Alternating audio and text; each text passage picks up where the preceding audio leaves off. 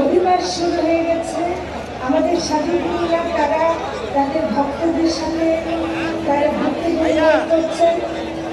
এই সময় আমার একটা কথা বলা খুব জরুরি, সেটা হলো যে যখন আসছিলাম প্রধান কি গৌর পূর্ণিমার সময় হতো, আমরা ফরিদা পারভিনের গান শুনতাম।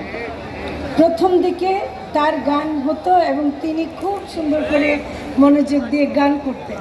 এই ফরিদা পারভিন যিনি লালনের গানকে পল্লীগীতির বাইরে